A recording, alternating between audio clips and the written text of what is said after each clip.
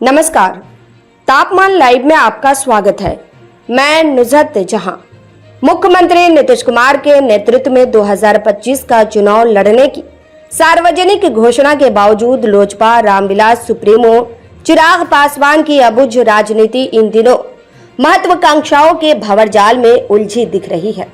अबुझ इसलिए कि अपनी राजनीति बिहार पर केंद्रित रखने की बात करते हुए चिराग पासवान कभी मुख्यमंत्री नीतीश कुमार के बड़े हिमायती के रूप में नजर आ जाते हैं, तो कभी एनडीए में ही उनकी छवि उनके प्रति दबंधबी के तौर पर उभर आती है।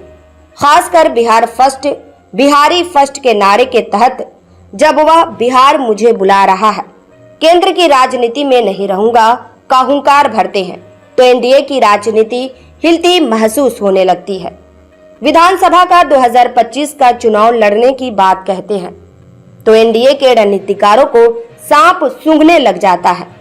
यही नहीं, चिराग पासवान अब जनसुराज के सुर साधने के साथ साथ तेजस्वी प्रसाद यादव के पारिवारिक रिश्ते को भी याद करने लग गए हैं। रहस्य भरे उनके इस राजनीतिक आचरण का निहितार्थ क्या है यह नहीं कहा जा सकता, पर सामान्य समझ है कि राजनीति उनकी परिस्थितियों का मुख्यमंत्री बनने के ख्वाब के इर्द गिर्द घूम रही है।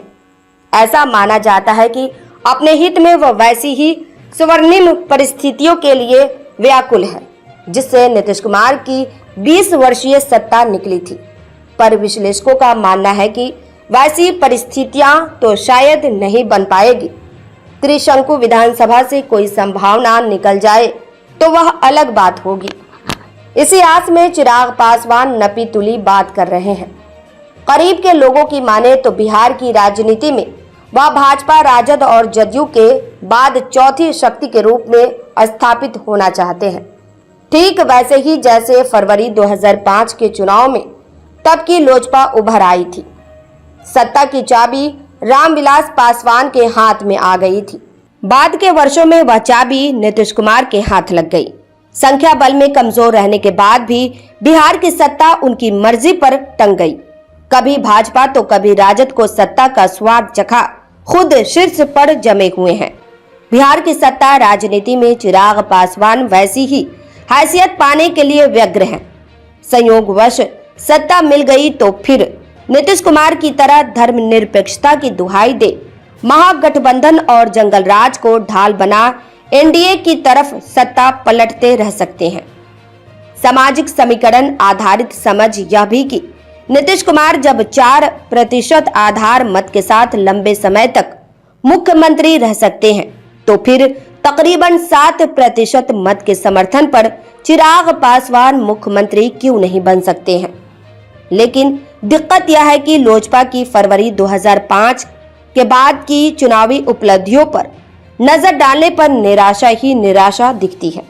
फरवरी 2005 में लोजपा के 29 विधायक निर्वाचित हुए थे, तब कांग्रेस के साथ उसका गठबंधन था। अक्टूबर 2005 में यह संख्या 10 पर ठहर गई। 2010 में राजद से चुनावी तालमेल था। विधायकों की संख्या 10 से गिरकर 3 पर आ गई। 2015 में भाजपा के साथ रहते हुए 2 ही विधायक निर्वाचित हो पाए। 2020 में लोजपा अपने बूते मैदान में उतरी। बड़ी मुश्किल से खाता खुला। दुर्भाग्य यह कि उस इकलौते विधायक को भी जदयू ने अपने पाले में खींच लिया। विश्लेषकों की माने तो इस तथ्य को नजरअंदाज कर चिराग पासवान मुख्यमंत्री नीतीश कुमार जैसी हैसियत पाने की मृग तृष्णा में फंस अधिक निर्वाचन क्षेत्रों से चुनाव लड़ने पर अड़ते हैं तो उसे बर्बादी की ही राह बढ़ना ही माना जाएगा। हालांकि लोजपा रामविलास के प्रदेश अध्यक्ष राजू तिवारी स्पष्ट शब्दों में कहते हैं कि ऐसी कहीं कोई बात नहीं है। राजू तिवारी क्या कहते हैं, सुनिए। स्पष्ट है कि चिराग पासवान जी ने स्वयं बोल दिया है कि इस बार नीतीश कुमार जी के नेतृत्व में हम लोग चुनाव लड़ेंगे, तो फिर इसमें कहीं से कोई बात उठती नहीं है।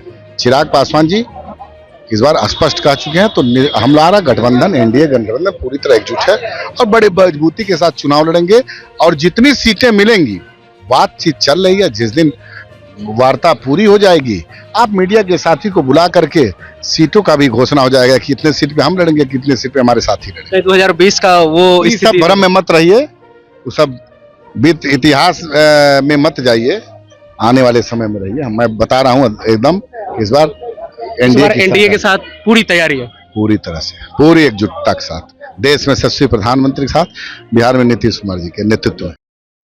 इस प्रस्तुति में बस इतना ही।